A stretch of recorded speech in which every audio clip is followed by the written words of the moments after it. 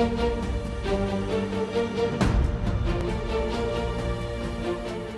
right, so without any further delay, let's move ahead and let's start our next session. As I mentioned earlier, this is all about the Deepening India Australia Ties.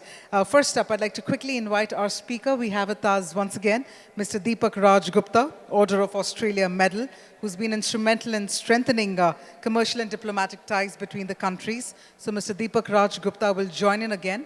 He was in fact part of the first session, but he'll be back again for the next. We'll also have our next speaker joining in. We have with us Mr. Mohit Sharma. If I could also please invite you, sir, who's the founder and executive chairman, Mindfields. In fact, he has also helped Infosys and TCS acquire IP in Australia. So we'd like to invite you as well, sir. We also have with us Ms. Malini Dutt, Investment NSW, who's associated with Investment NSW, working to promote trade, investment, and business collaboration between New South Wales and international markets, including India. We have with us Mr. Christian Jack, who is an Australian diplomat serving as a Deputy Consul General. So I'd like to also please invite Mr. Aniruddha Venugopal, Senior Associate, Policy and Research, FECC. And I'd like to invite all our speakers. If I could once again have Mr. Deepak Raj Gupta as well to join in. We've heard from him back in our first session. Meanwhile, let's have you all take your seats as well. All right, so all our speakers are here. I've also been informed Mr. Deepak Raj Gupta has also joined in. Well, thank you again for joining us back right at the first session of the summit. We got to hear your thoughts. We'll have you back again for this session. With that, Aniruddha, over to you then. Good morning, everyone. Distinguished guests, esteemed panelists, and ladies and gentlemen. We meet at a time when the global economic order is being reshaped by geopolitical shifts, supply chain diversification, and the growing importance of trusted partnerships. In this evolving landscape, the relationship between India and Australia stands out as one of the most strategic, logic, and one relationship which holds immense economic promise. Two Indo-Pacific democracies with complementary strengths and shared values are coming together, not just as trading partners, but as long-term economic collaborators. Today's discussion on deepening India-Australia ties post the ECTA gives us an opportunity to explore exactly that. How can we unlock the full potential of this agreement, address existing challenges, and chart the path forward towards an even more comprehensive economic partnership in the years ahead? We are privileged to have an outstanding panel of leaders with us here from government and industry sectors who are at the forefront of advancing this vital relationship. I look forward to a rich, insightful, and forward-looking discussion with everyone. Now, Mr. Deepak Raj Gupta, I'll come to you first, sir. How can India and Australia's FTA be leveraged to strengthen business partnerships across sectors such as education, technology, and healthcare? Thank you so much. Now, the FTA has been a great tick in the box with the Australia-India relationship. But I think we should also try to understand there are so many other ticks under the FTA which we have not ticked it yet. So it's a big statement, it's a free trade agreement, but what the free trade agreement brings. From Australia-India point of view, I'll talk a little bit more about the India point of view because we are in India. Yeah, it's the regulatory framework, the skill assessment, which is a big issue. It should be highlighted in the FTA what skills recognition of Indian degrees are recognized in Australia, considering there's a huge shortage of skills at the moment, especially in medical side and other side. Other engagement is of the youth. We have not discussed about in the FTA what is the youth from the both sides of the country. You know, youth are the future generation. We are talking about the dollar value. We're not talking about the human value, the skill value, which the students are looking for. That is very important part of the FTA that, you know, are there any internship we have designed under FTA, you know? Is there knowledge exchange? There's a cultural exchange. So those parts are very important. Of course, education, Australia, India has been doing education for long. It's the biggest revenue generation of Australia for the education sector. But same time, what are we doing for the next generation to come to that level with that education, the execution of that education, which will bring productivity and the aim of FTA. And other areas is the rural development, which I spoke in the first session about that, how it will go down to India's tier 2, tier 3, even tier 4 cities. I mean, we come to Mumbai, Bangalore, Delhi, and we are gone. I think India is more beyond that. We should really go to other areas which are really hub of manufacturing, hub of talent. And we should also hone those talents under FTA to bring it. I think what we need is a real execution plan of FTA by year. So first year we achieved that. I mean, defense, space, technology, everybody's talking about that. But the human development, which is really important to drive those things, we are not touch based on that. Or maybe I have not heard about it.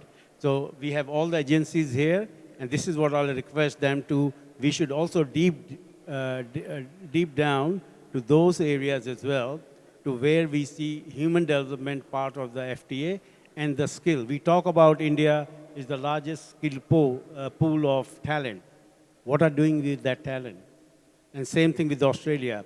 I always say Australia has expertise, India has expertise and resources, which is very important.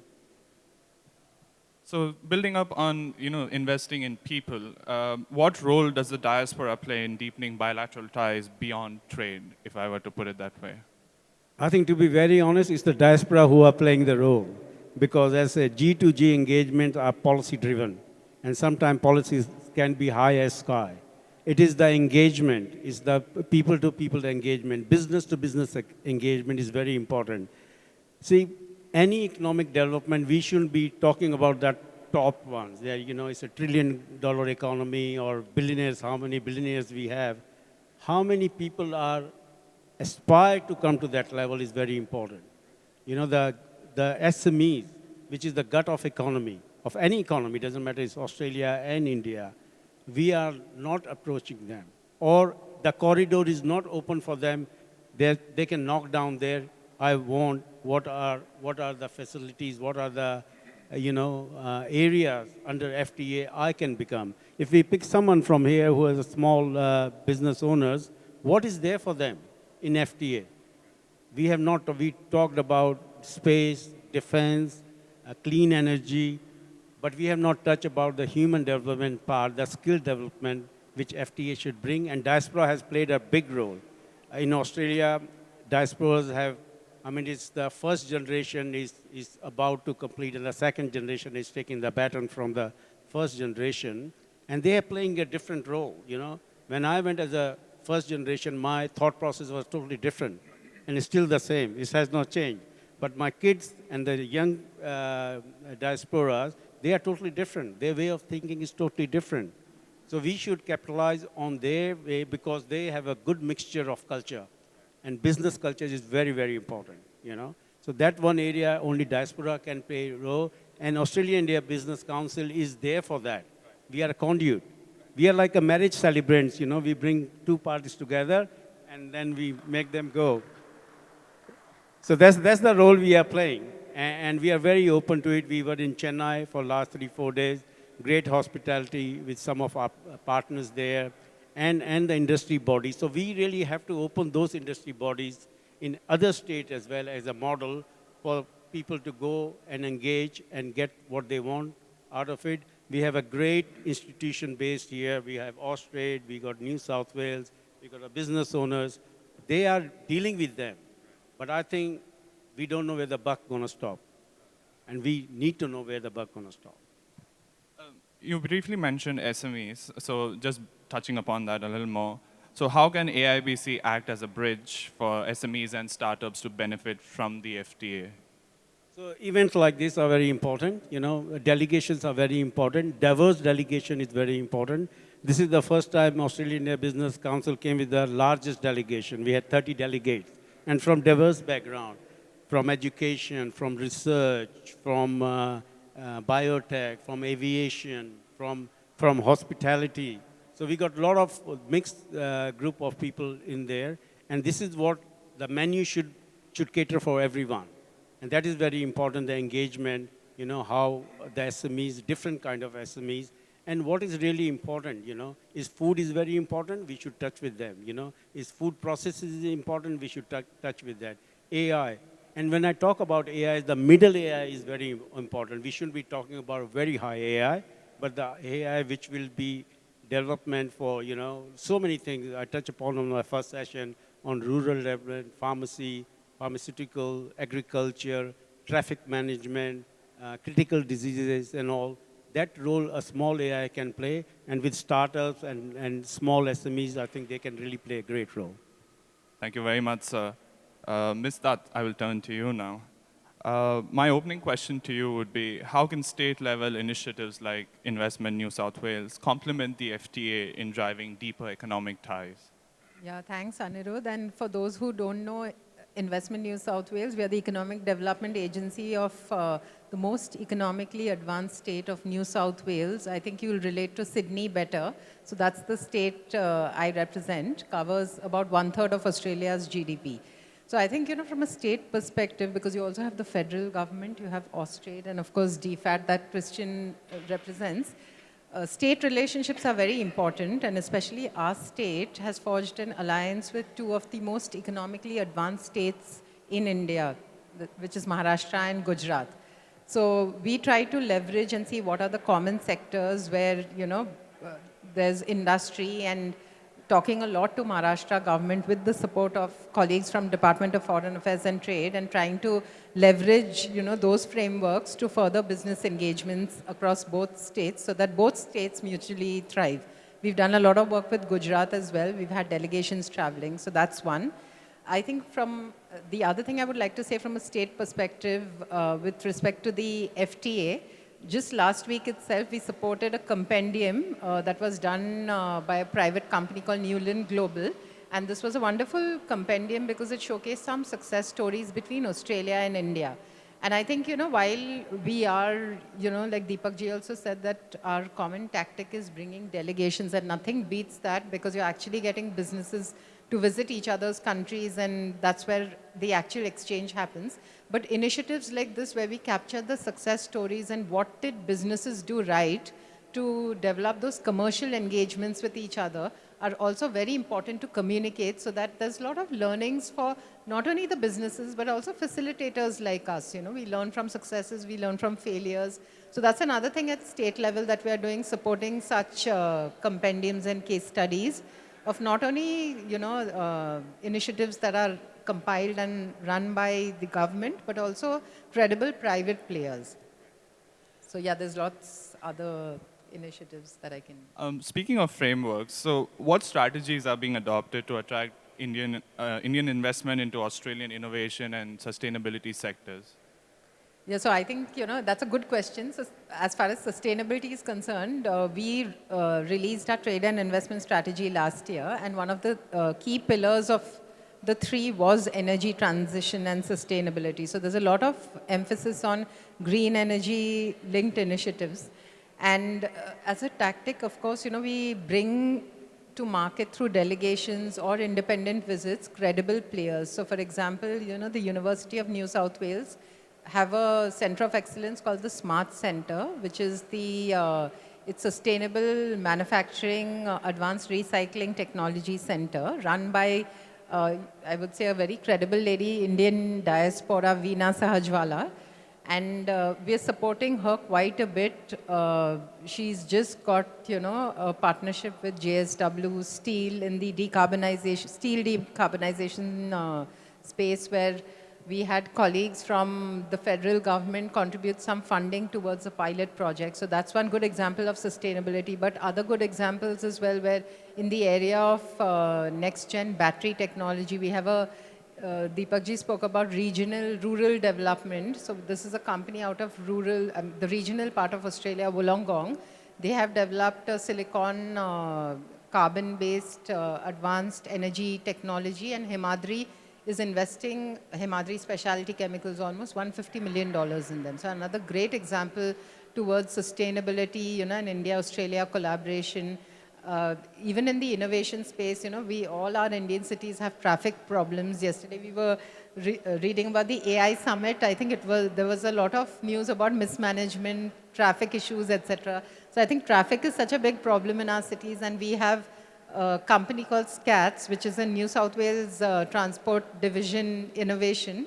So we're trying to bring that software into the country. It's called Sydney Coordinated Adaptive Traffic Systems. They're doing a trial at Baroda at a traffic intersection, which can be now widespread to other Indian cities as well once the pilot is successful. So a lot of such examples where we're bringing specialty technologies into the country by way of delegation visits or independent visits and exposing the Indian ecosystem to it.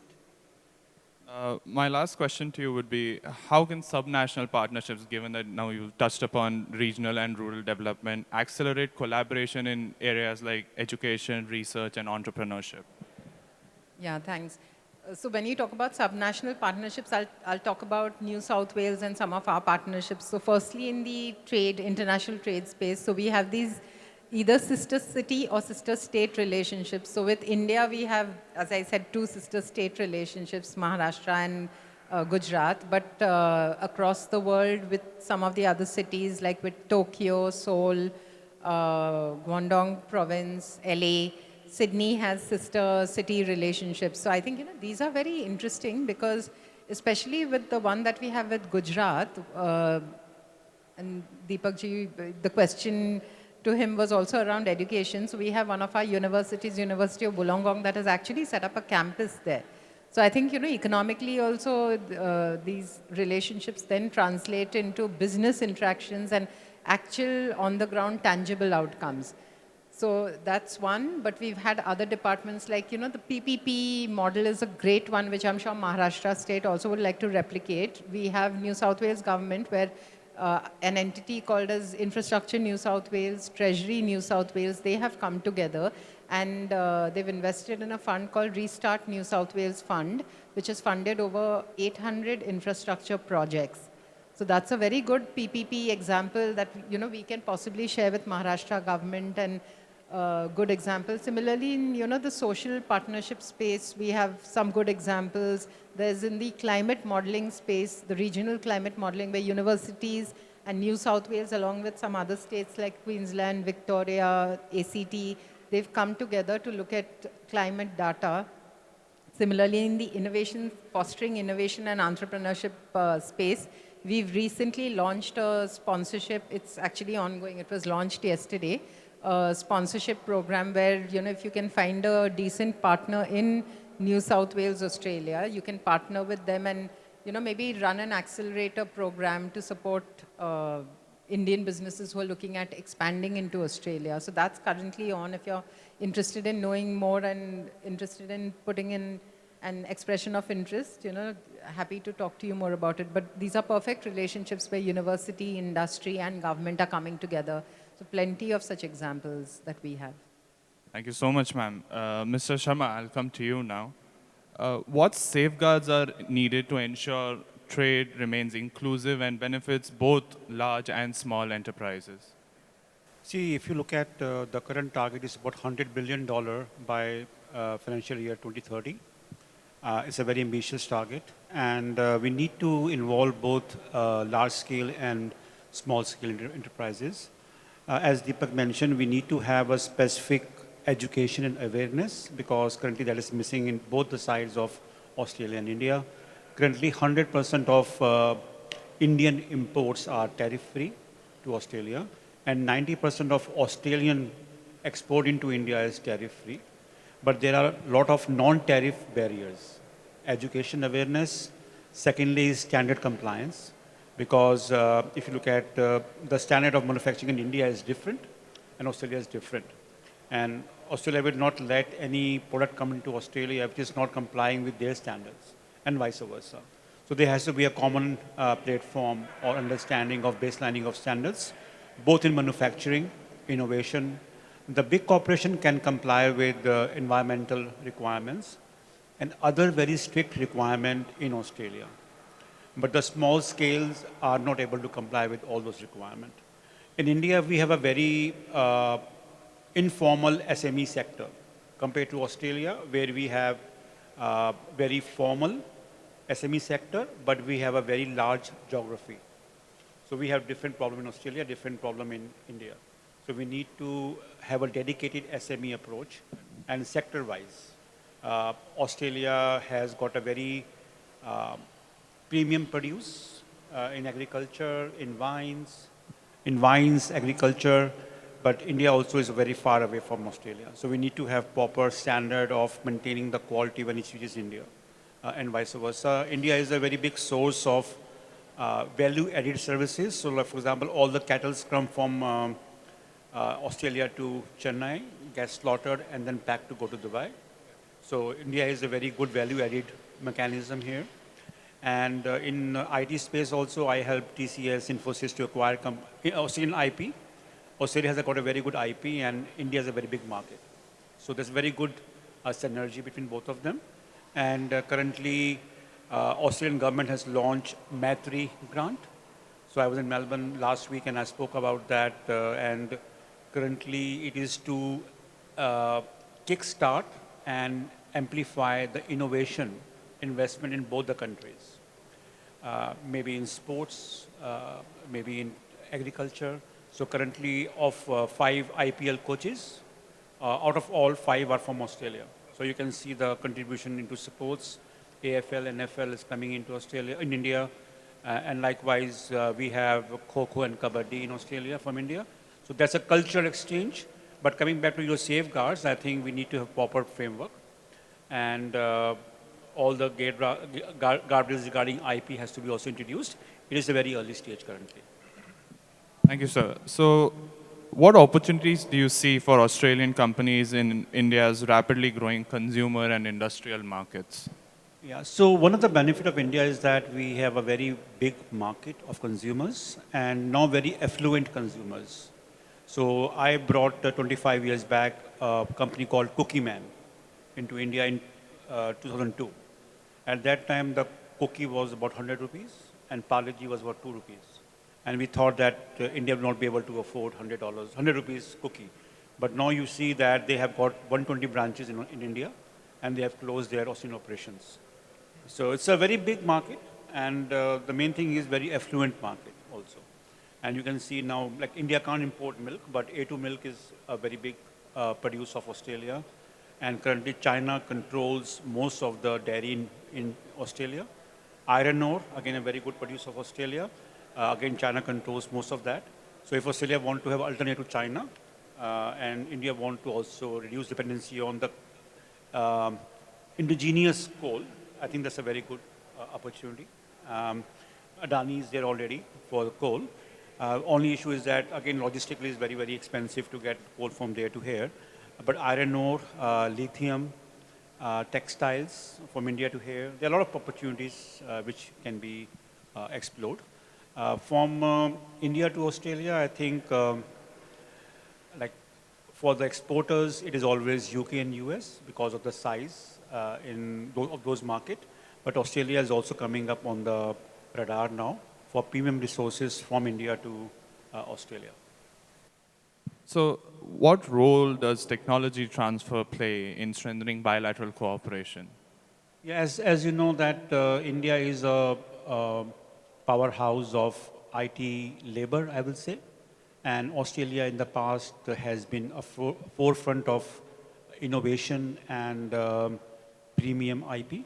So for example, Wi-Fi is founded in, was initially innovated in Australia, Canberra, and I did a tie-up with, acquire a company for TCS called FNS. So currently the bank's product of TCS is based on FNS, which is used by SBI, UBI, CBI, Bank of China, Bank of Taiwan.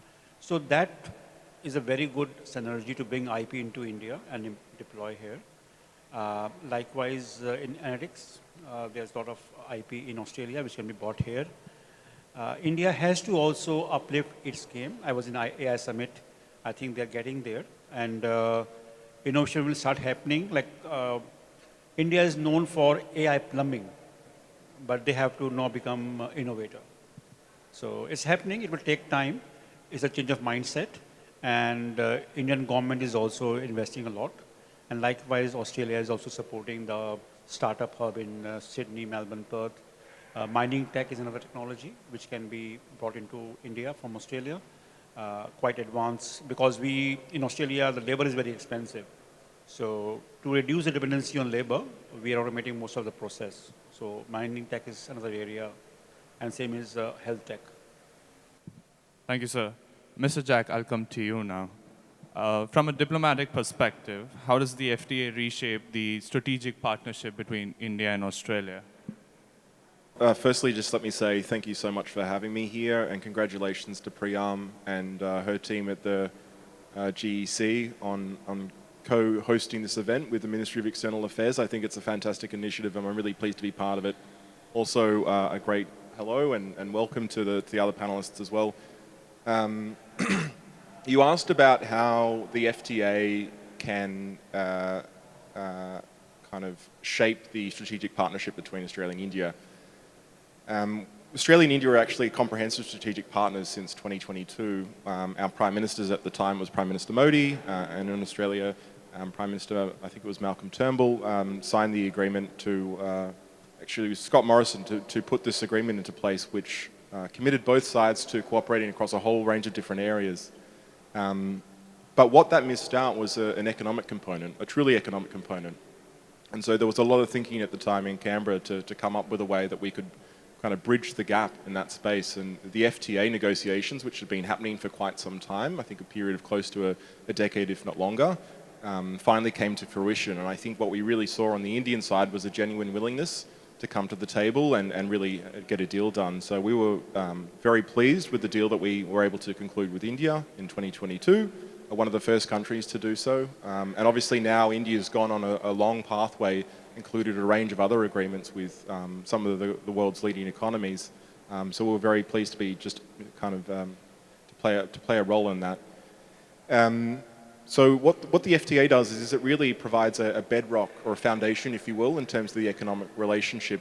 It commits both sides to tariff reductions across a whole range of different areas. And I think we heard before that there's zero tariffs on Indian goods coming into Australia from the 1st of January this year, and likewise for Australian goods coming into India. So I think that's a fantastic thing. It's something that's welcomed by both sides, and it supports business on both sides. And we've certainly seen growth in the economic relationship. I think over the past 4 to 5 years, we've seen India's growth in terms of trade with the rest of the world grow at about 40%, but growth with Australian trade is about 200%. So we both have something. Each side is benefiting from this relationship and this engagement. I think what the FTA does, it sets a bedrock and provides stability, predictability, and rules and regulations around the way that our two economies engage with one another. Obviously, it's a first step. It's a starting point. We want to be doing more with India, and there are negotiations underway actually to further extend the relationship in terms of the FTA. So we're negotiating a comprehensive economic cooperation agreement, ECTA, which looks to further extend that access that both sides provide, and also looking at what we can be doing in the investments landscape as well. I think that's a really underdone component of the relationship, and I think both sides would like to see greater freedoms when it comes to investing into each other's economies. I know there's a lot of investment stock from Australia into India and India into Australia, but we certainly want to be seeing more of that, because that will further establish and enmesh the two economies together and really bed down the gains that we've made to date. This question is a little more tailored in the sense that what role can consular offices play in facilitating smoother trade and investment flows? I think there's a number of things that we can do at a sort of a consulate general level, and I should preface this by saying we can't fix everything. There's certainly roles to play for other organisations in the bilateral corridor, and I think AIBC is just one of those organisations that's doing fantastic work and really supporting connectivity between the economies. But from an Australian Consulate General perspective, I mean, we do a number of things. We lead on government engagement, so we act on behalf of the Australian government here in Western India. So we will engage the government of Maharashtra, for example, on what our business and economic interests are in this part of India. So, for example, we hosted the Chief Minister Devendra Fadnavis for an industry roundtable and brought together our leading businesses that are here in Maharashtra for a conversation around what we could be doing more together in this space. And I'm excited. We've got big plans with the Chief Minister and with our other states and territory colleagues as well, and including our business chambers with Maharashtra. So just stay tuned. There'll be some interesting announcements down the line. The other thing we do, of course, is business engagement. That's both Indian businesses that are interested in coming into Australia, and we work very closely again with our state colleagues, Malini and others, in doing so. So if you think about it, big end of town, of course we engage with them. They have significant interest in Australia, Adani's, Tata Groups, and so forth. But we also, I take your point, Deepak, we also need to be doing more on the SME sector and looking to encourage greater participation in that space as well. And then, of course, Australian businesses that are interested in coming to India, we support them as part of visit programs, part of engaging with chambers of commerce and other councils and groups who are coming here and looking to establish partnerships and understand the opportunity on the ground here in India. So we can play a role in facilitating that, connecting delegations, connecting people, providing a platform, if you will, for people to come together and engage and explore mutual opportunities. So that's the role that the Consulate General can play. My final question to you would be, how can cultural diplomacy strengthen trust and collaborations alongside economic ties? Look, I think that's a great question, and I think we often, I mean, Deepak spoke a little bit about this. We often focus on the numbers, but we're all humans at the end of the day, and we thrive when we're connecting with one another and understanding one another, and I think that also leads then to be able to do the numbers, right? So if you like someone and you trust someone, you're more likely and understand where they're coming from, you're more likely to do business with them. So I think, you know, culture has a very important part to play in the bilateral relationship, not just from a business facilitation perspective, but also in and of itself. I think it's fantastic. We have a very large Indian diaspora in Australia now, 4% of our population, around 1 million with Indian heritage in Australia. It's a diverse and dynamic diaspora, and we celebrate all of the culture and the festivity that they bring to Australian life. So that's something to be cherished. I think, you know, the government understands that it can't do everything in the relationship, particularly when it comes to the cultural relationship. So it established in 2023 the Centre for Australia-India Relations in Sydney. It's a dedicated centre to support and enhance diaspora engagement between Australia and India, and with a significant amount of funding available to fund programs such as the Matri program, so which you mentioned, the Matri fellowships, and also Matri grants, all designed to foster greater collaboration, deeper collaboration between India and Australia. And of course, you know, those grants are doing great work at bringing cultural performances from India to Australia and vice versa, fostering joint projects. I was down in Goa at Serendipity late last year, where there was a joint collaborative project between an Australian choreographer and an Indian dance troupe and an Australian dance troupe. So this kind of melding of cultures and understandings, I think, is a fantastic thing. So there's certainly a really big role to play. The other thing, I think, when we talk about culture in the Australia-India context, it's difficult not to talk about cricket. And so we've done a lot of work on the cricket specifically, but also sport more generally, especially as Australia ramps up to host the 2032 Olympics in Brisbane.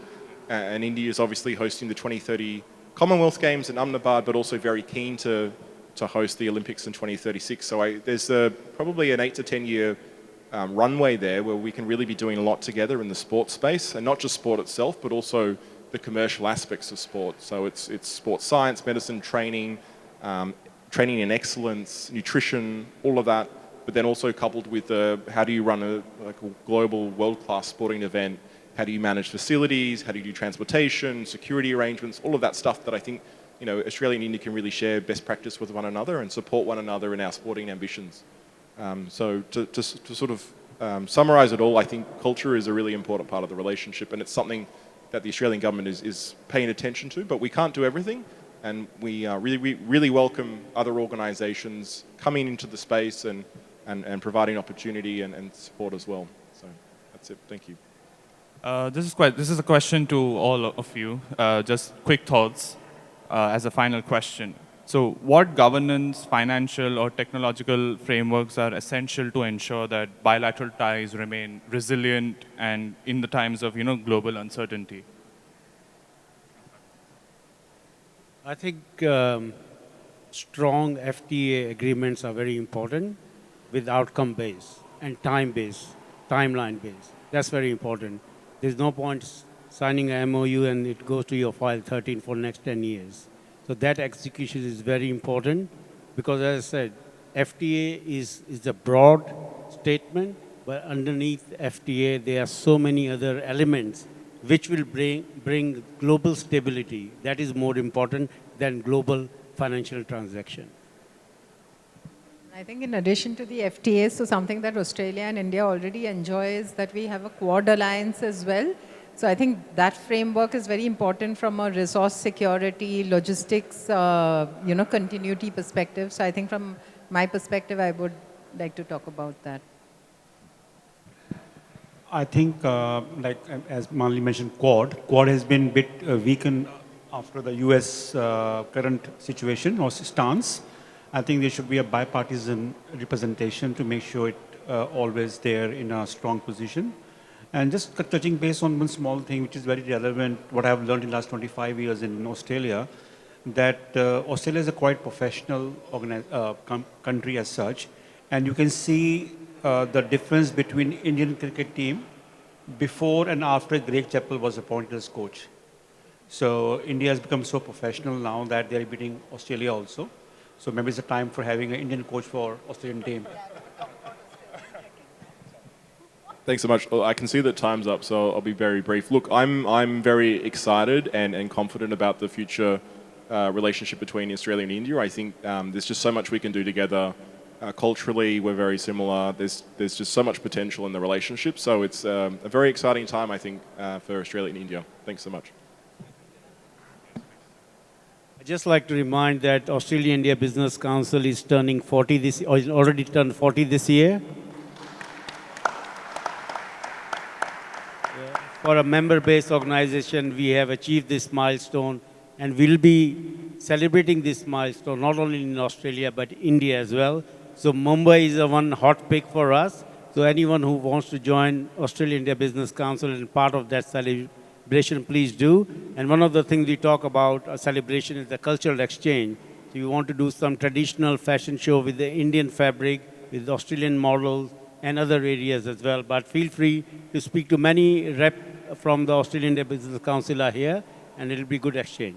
Thank you. Thank you so much, sir. Thank you, everyone. Thank you. Thank you very much, Aniruddha, and thank you to our speakers. What a dynamic conversation that turned out to be. I'd like to request you all to please step forward. We'll have a quick photo op as well. We'll capture this moment. I'd like to request all of you to kindly step forward. What we're now about to do is move on to our next session immediately, which is all about the Western Indian Ocean Corridor. It is all about deepening the India-Africa ties. So that's the underlying theme and focus for our next session.